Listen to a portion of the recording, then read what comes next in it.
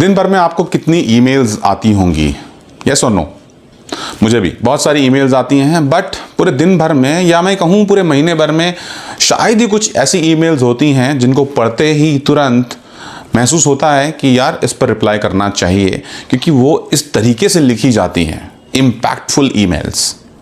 दोस्तों, हम सब चाहते हैं इम्पैक्टफुल ईमेल्स लिखना, पर बहुत हमें से कम लोग हैं जो एक्चुअली ईमेल राइटिंग स्किल्स जानते हैं। तो मैंने सोचा आज क्यों ना कुछ ऐसी टिप्स ईमेल राइटिंग पर, ईमेल स्किल्स पर मैं आपको दूं।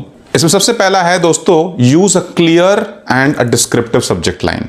यानी कि आपकी सब्जेक्ट लाइन में एक ही लाइन में बिल्कुल क्लियरली पता होना चाहिए जिसको ईमेल मिल रही है कि ये ईमेल किसके बारे में है। उसमें कोई एम्बिग्युइटी, उसमें कोई कंफ्यूजन नहीं होना चाहिए। दूसरा है दोस्तों, बी कंसाइज। अपने ईमेल्स को ब्रीफ रखिए, टू द पॉइंट रखिए और स्ट्रेट अवे पढ़ते ही पर्पस समझ में आना चाहिए कि ये ईमेल क्या है। थर्ड है दोस्तों, प्रॉपर ग्रीटिंग्स एंड क्लोजिंग्स का ध्यान रखें। जब भी ईमेल ओपन करते हैं तो ओपनिंग ग्रीटिंग यूज करें, जैसे कि हाय, हेलो, डियर। और जब भी क्लोजिंग ग्रीटिंग यूज करते हैं, आप closing greetings like regards, thank you, sincerely आप यूज कर सकते हैं। अगला है दोस्तों, एड्रेस द रेसिपिएंट अप्रोप्रिएटली। बहुत बार आप जिसको आप ईमेल भेज रहे हैं बहुत अच्छे से जानते हैं, बट इसका मतलब ये नहीं है कि आप उसका पेट नेम यूज कर लेंगे। जो भी उसका ओरिजिनल नेम है, फर्स्ट नेम है, प्रोफेशनल नेम है, उसे यूज करें। Usually try to use first name. Next है दोस्तों, प्रोवाइड कॉन्टेक्स्ट।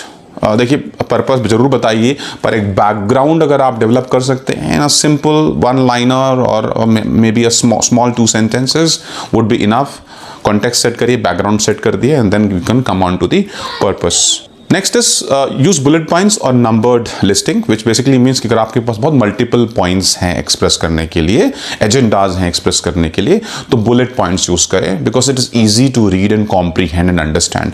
तो बुलेट पॉइंट्स या नंबरिंग लिस्ट को यूज करते हुए अलग अलग बुलेट्स में अलग अलग वो जो पॉइंट्स एंड एजेंडाज हैं वो आप मेंशन कर सकते हैं। अगला दोस्तों, be professional in your writing, which basically means आप स्पेलिंग, ग्रामर, पंक्चुएशन सबका ध्यान रखेंगे, वो करेक्ट होनी चाहिए। बहुत बार एक गलत पंक्चुएशन से पूरा का पूरा मतलब उस सेंटेंस का डिफरेंट हो जाता है, चेंज जाता है, और स्पेलिंग्स मतलब डिस्टर्ब कर देती हैं बहुत बार, और बहुत बार आपका इंप्रेशन बहुत गलत पड़ जाता है। तो be professional in your language, correct होनी ज़रूरी है। उसको एक बार ग्रामर चेक कर लीजिए, स्पेलिंग चेक कर लीजिए। इस तरीके के आप सॉफ्टवेयर भी आते हैं, स्पेल चेकर आते हैं, ग्रामर चेकर आते हैं, उसको यूज़ करिए, बट राइट करेक्ट इंग्लिश और करेक्ट लैंग्वेज। अगला दोस्तों, प्रूफ रीड करिए। भेजने से पहले एक बार ईमेल को पूरी तरीके से पढ़ लीजिए। लास्ट में सेंड बटन दबाने से पहले ग्रामर ठीक है, स्पेलिंग ठीक है, सब कुछ ठीक है, पंक्चुएशन ठीक है, उसकी स्पेसिंग ठीक है, सब कुछ ठीक है, वो सब एक बार प्रूफ रीड करना बहुत ज़रूरी है, वो ज़रूर करिए। अगले दोस्तों, रिस्पॉन्ड प्रॉम्प्टली, मतलब एटलीस्ट आप दूसरों को एक्नॉलेज ज़रूर कर दें कि आपको ईमेल रिसीव हो गई है। हाँ, अगर मान लीजिए अगर आप चाहें तो एक सेटिंग होती है, बहुत बार ईमेल इनबॉक्स में सेटिंग होती है कि जैसे ही आप ईमेल खोलते हैं तो दूसरों को पता चल जाता है दैट आपने ईमेल रीड कर लीजिए, और दूसरा भी आपको रिक्वेस्ट भेज सकता है। सो एटलीस्ट इतना ज़रूर हो कि आपने पढ़ ली है, और अगर आप एक्नॉलेज कर देंगे रिसीव्ड इट्स मच बेटर। और रिप्लाई करना है तो रिप्लाई आप लेटर कर सकते हैं, पढ़ने के बाद उसको अनरीड कर दीजिए और दोबारा से रिप्लाई कर दीजिएगा लेटर।